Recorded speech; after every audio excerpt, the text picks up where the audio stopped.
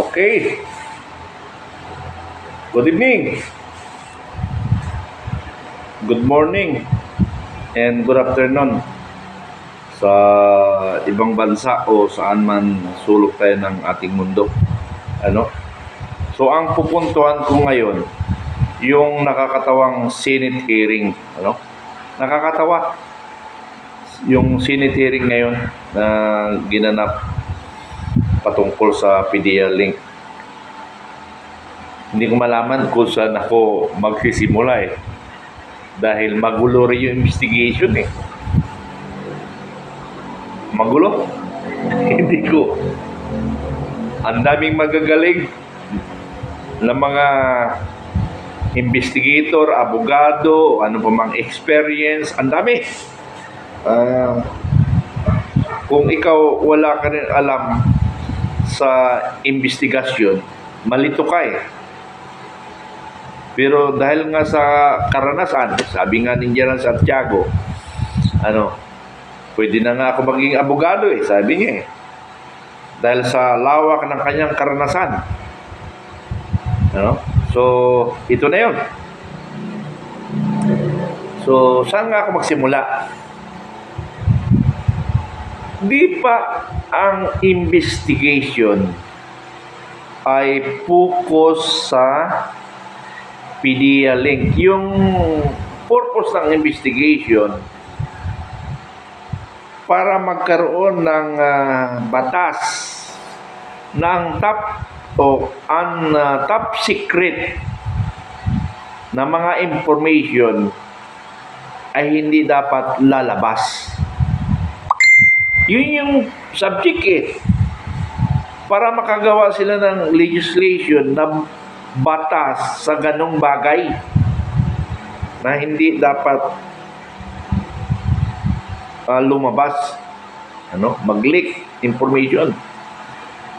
Ngayon, pero ang problema lang, ang guest person, yung pa yung nililitis, baliktad baliktad. Morales versus all. Diyos ko po apo. Former agent Jonathan Morales versus everybody in Senate inquiry. Ay, Diyos ko po. Hindi napunta doon sa purpose. Napunta doon kung sino ang guest o invited para magbigay katotohanan yung PDEA na lumabas na impormasyon. Yun yung purpose, yun ang focus ng investigasyon. Inaiba Pero pasalamat ako. Isa lang ang senador na pinasalamatan ko dito. Si Senador Chis Escudero. Siya lang yung hinangaan ko dito. Wala nang iba. Huwag natin muna sama si Senador, si Chairman, si Mr. Chairman. Kasi ayaw muna magbigay ng conclusion para sa kanya. Other than that, na mga guests, si Chis lang, si Senador Chis Escudero ang hinangaan ko. Neutral ang isip niya. Siya ang nagbibigay liwanag on the investigation on the PDEA link. Leakages. Siya lang. Si Senador Jingo Estrada, siya lang ang kinakabubusitan nating lahat. Huwag na nating butuhin ito. Hindi ko alam. Nakikita na gustong i-down si Morales at suportahan si Marcos, ang ating Pangulo. Kitang-kita naman Huwag ka na mapaligoy-ligoy, Jinggoy. Hindi na kita bubutuhin.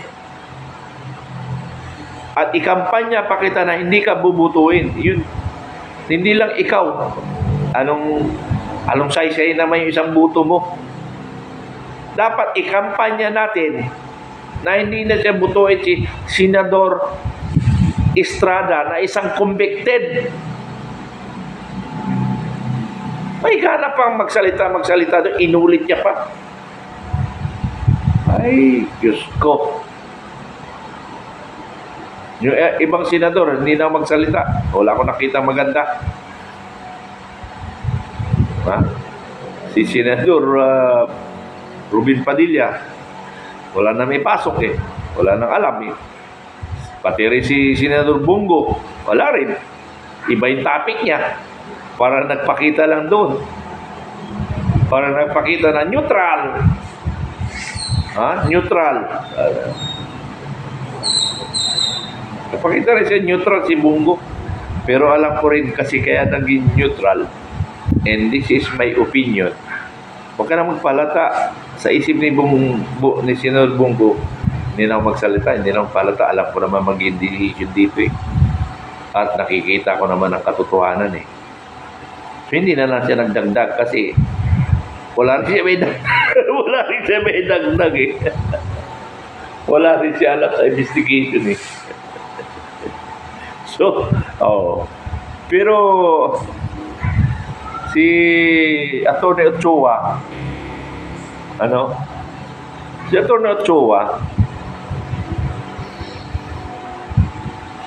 basta pag-investigasyon, ang dami nagkakasakit. Sana, ito sanang naisip ko na maganda eh, na ipanukala na batas.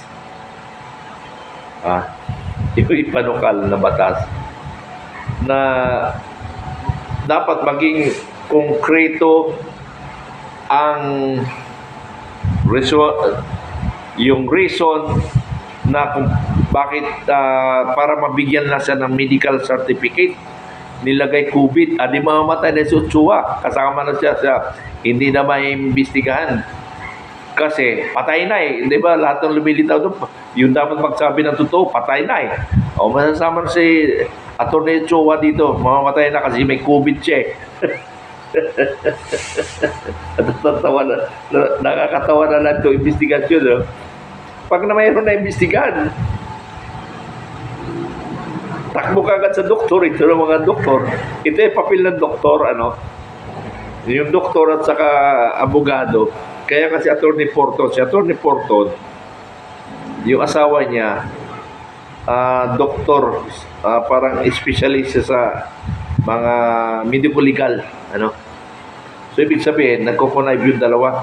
Pero ibig sabihin, nagko-connive silang dalawa. Ibig sabihin, yung kanilang pinag-aralan, kumbaga kumpleto, kumbaga sa kwento, na pag nagtayo ka pag gumawa ka ng purinarya, hospital muna, pag ikaw nag-business, ang hospital muna unahin mo. Pagkatapos ng hospital, yung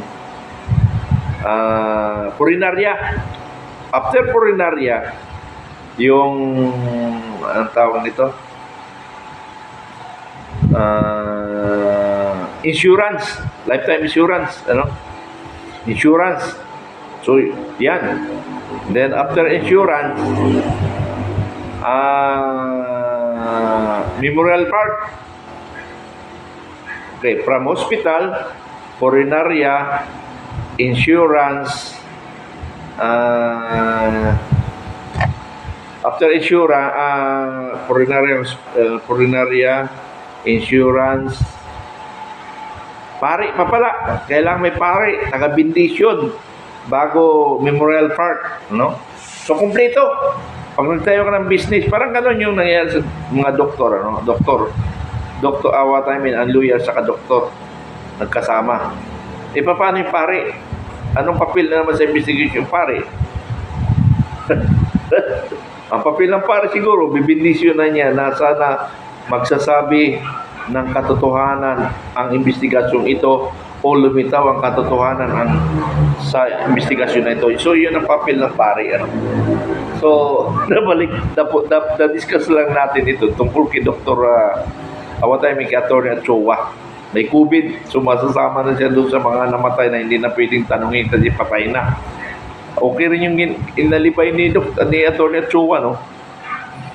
Yung nagbenta ng Escarborough, nagkaroon ng COVID, medical certificate. Okay, kay Estrada, pinipilit niyang maisara na ang investigation sa araw na ito. Yun ang objective niya para paano naman tatapusin ni Senador De La Rosa. Nakahang pa yung investigation eh.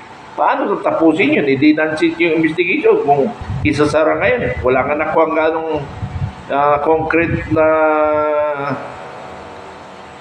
and going to conclusion and decision o recommendation. Wala pa makita eh. Mahirap pa mag-conclude. Pero ako, mag-conclude talaga ako. Totoo yung sinasabi ni Morales. Kasi yung pinagsasabi ng mga ibang invited, wala naman doon sa purpose eh. Wala naman doon sa mga sinasabi ni ni Morales, ni Jen Morales. Iniiba eh. Dinidistract yung honesty, yung credibility ni Morales. Yun ang focus nila eh.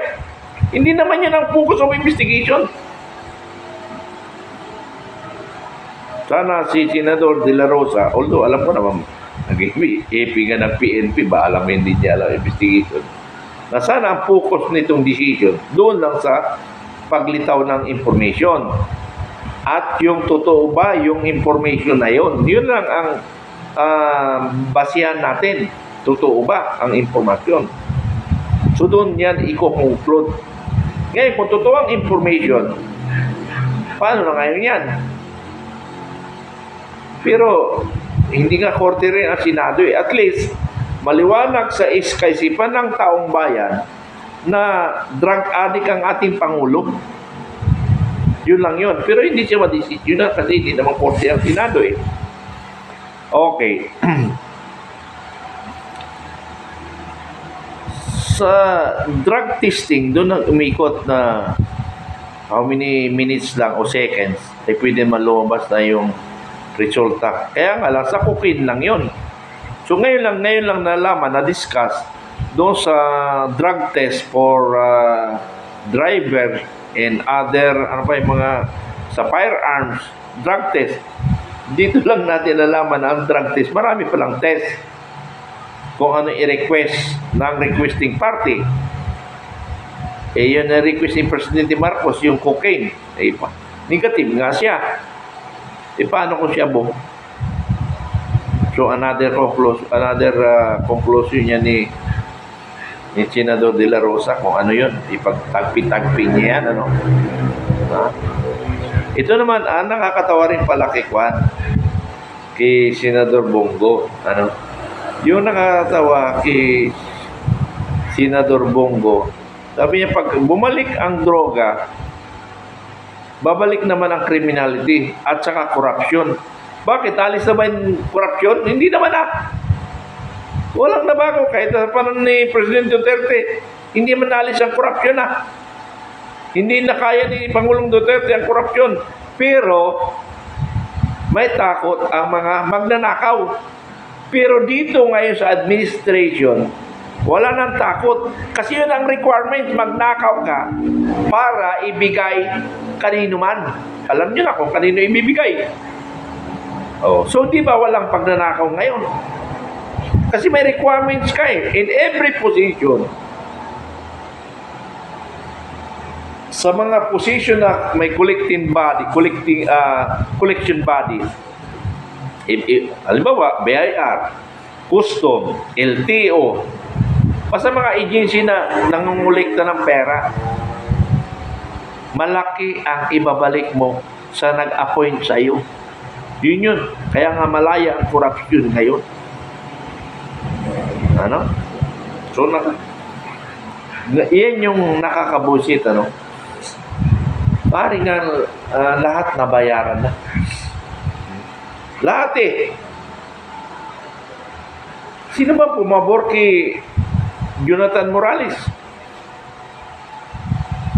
Ha? Sino ba? Wala eh.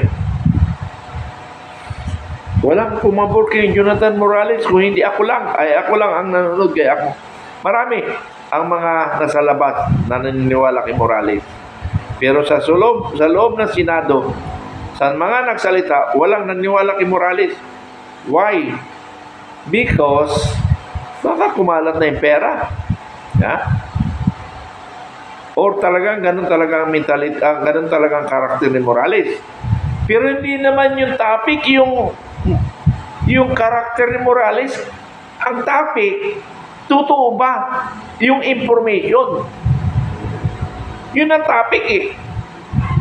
Nililigaw nyo lahat ng investigasyon eh. Ako sabihin nyo ng masama, si Estrada nga na convicted eh. Andiyan pa sa Senado eh. Ha? Wala na ako masabi kay Idol Gerald Santiago. Nagsama kami ito sa Las Navas eh. May kwento rin ako sa kanya, pero hindi naman tungkol sa service yun, tungkol sa medyo mayroong tinatago. Para katulad ko rin may tinatago. Okay. So much for that, ano.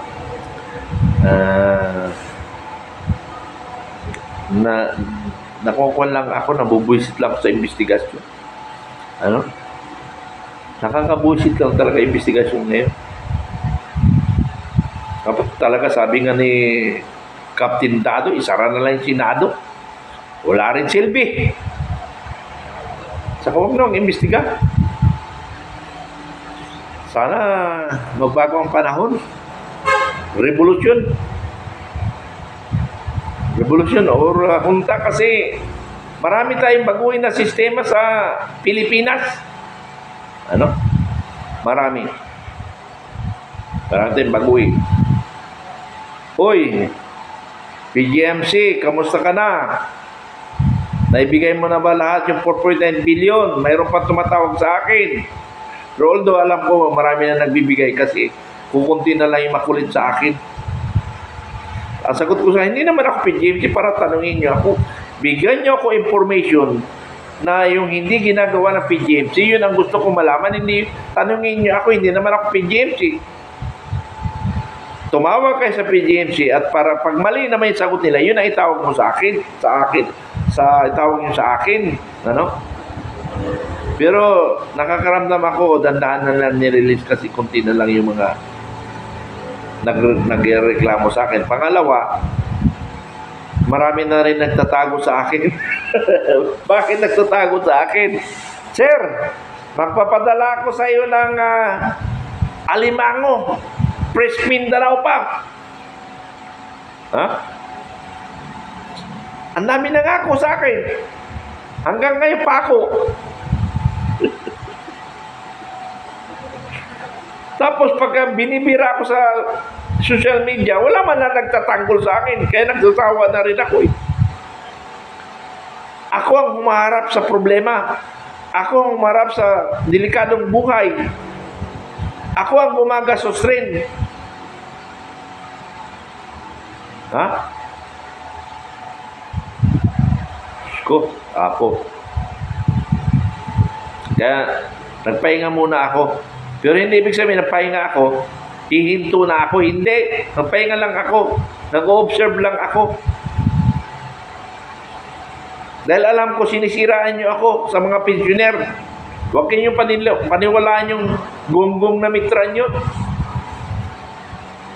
Ha? Sa akin, o sa amin kayo makinig na para paglukulukuhin kayo.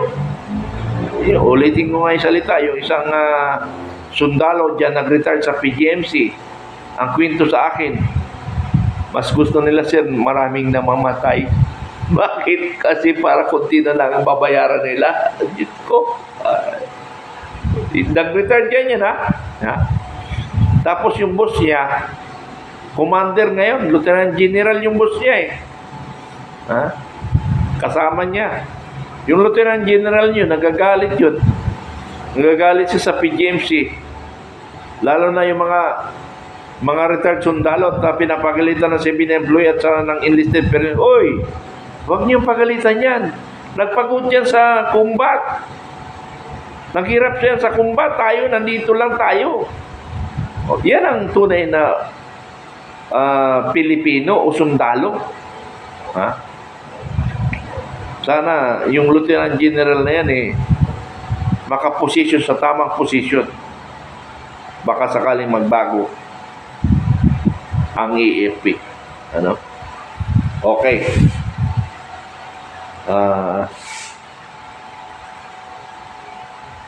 Mayroon pa pala akong nalala. Galing ako sa Biluna. Pero, warning, Biluna ha. Yung napag-usapan natin, IG. IG, galing ako dyan sa inyong opisina. Sana ma-actionan nyo yung para hindi naman kayo bugbugin ko sa social media. Yung anti-rating authority, binugbog mo na yan sa social media pero hindi pa ako tapos yan. Susugurin ko pa sa opisina yan.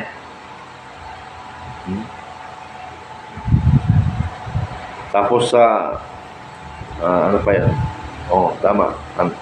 Yung anti-rating authority. So, maghaharap pa tayo. Okay, veterans ha. Veterans, hindi pa rin ako tapos sa inyong veterans. Veterans Memorial Medical Center, hindi pa ako tapos sa inyo. Very busy lang kasi ako, kaya hindi ko kayo naatupag. Marami pa rin kayo mga pagkukulang dyan sa veterans sa Memorial Medical Center.